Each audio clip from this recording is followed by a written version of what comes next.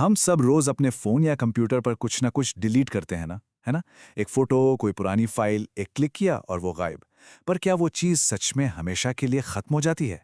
आज हम इसी डिलीट बटन के पीछे छिपी एक बहुत ही दिलचस्प और हैरान करने वाली सच्चाई को समझने वाले हैं। तो सवाल यही उठता है कि आज के डिजिटल जमाने में जहां हमारी जिंदगी का लगभग हर पल रिकॉर्ड हो रहा है, क्या कोई इंसान अपने सारे डिजिटल निशान मिटाकर सच में गायब हो सकता है? चलिए, इसे एक असल कहानी से समझते हैं। 2009 में वायर्ड मैगजीन के लिए एक लेखक थे, इवान रैटलिफ। उन्होंने एक एक्सपेरिमेंट किया। उन्होंने अपनी पूरी पुरानी जिंदगी, अपनी पहचान, सब कुछ पीछे छोड़कर 1 महीने के लिए गायब होने की कोशिश की और उन्हें ढूंढने वाले के लिए $5000 का इनाम भी रखा गया, ये देखने के लिए कि क्या आज के दौर में गुमनाम रहना मुमकिन है। और यकीन मानिए, ये बिल्कुल भी आसान नहीं था। इवान रैटलिफ के लिए गायब होना इतना मुश्किल क्यों था? इसका जवाब छिपा है उस छोटे से डिलीट बटन में जिस पर हम इतना भरोसा करते हैं। तो चलिए इस डिलीट के मिथक की गहराई में उतरते हैं और देखते हैं कि जब हम उस ट्रैश कैन पर क्लिक करते हैं तो असल में होता क्या है। तो देखिए, हमारी सोच और हकीकत में जमीन आसमान का फर्क है। हम सोचते हैं कि फाइल डिलीट हो गई हमेशा के लिए, पर असल में हमारा कंप्यूटर सिर्फ उस फाइल तक पहुंचने का रास्ता भूल जाता है। इसे ऐसे समझिए जैसे किसी किताब का इंडेक्स फाड़ दिया हो। चैप्टर्स तो अब भी किताब में हैं, बस उन्हें ढूंढना मुश्किल हो गया है। वो डेटा तब तक वहीं रहता है जब तक उसकी जगह कोई नया डेटा ना लिख दिया जाए। और टेक्निकली इसी चीज को कहते हैं सॉफ्ट डिलीशन। मतलब सिस्टम उस फाइल को मिटाता नहीं है, बस उस जगह को खाली मार्क कर देता है ताकि वहां कुछ और स्टोर किया जा सके। और जब तक उस जगह पर कुछ नया नहीं आ जाता, पुराना डेटा बड़ी आसानी से रिकवर किया जा सकता है। अच्छा, तो सवाल यह है कि अगर डेटा को सच में डिलीट करना इतना मुश्किल है, तो फिर कंपनियां इतना सारा डेटा इकट्ठा करके रखती ही क्यों हैं? इसके पीछे ना 3 बड़ी वजह हैं।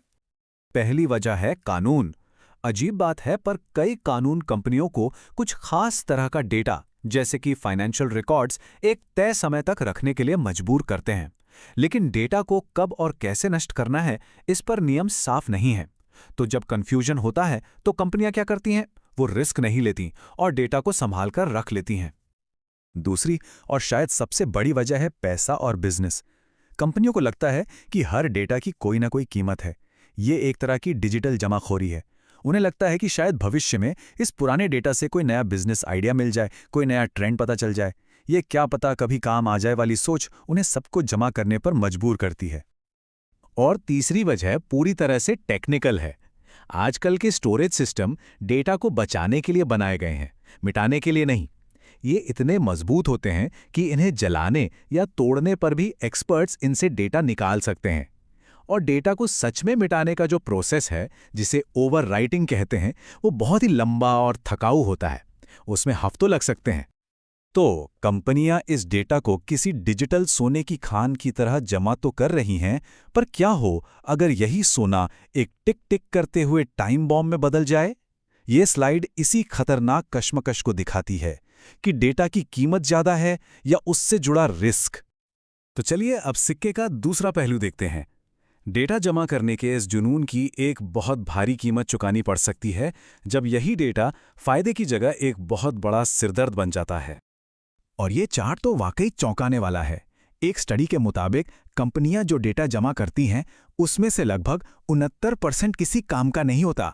मतलब वो सिर्फ एक देनदारी है, एक रिस्क है। सिर्फ 25% डेटा ही असल में बिजनेस के काम आता है। और ये रिस्क कितना बड़ा है?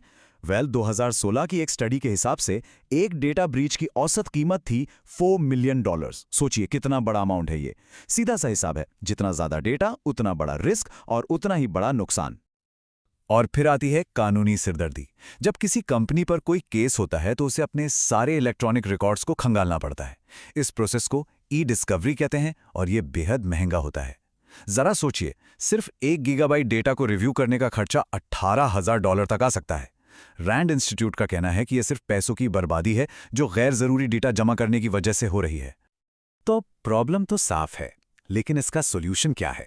अगर सिंपल डिलीट से काम नहीं चलता, तो डेटा को हमेशा के लिए खत्म करने के असली तरीके क्या हैं? तो देखिए, इसके 3 मेन तरीके हैं। पहला है ओवरराइटिंग।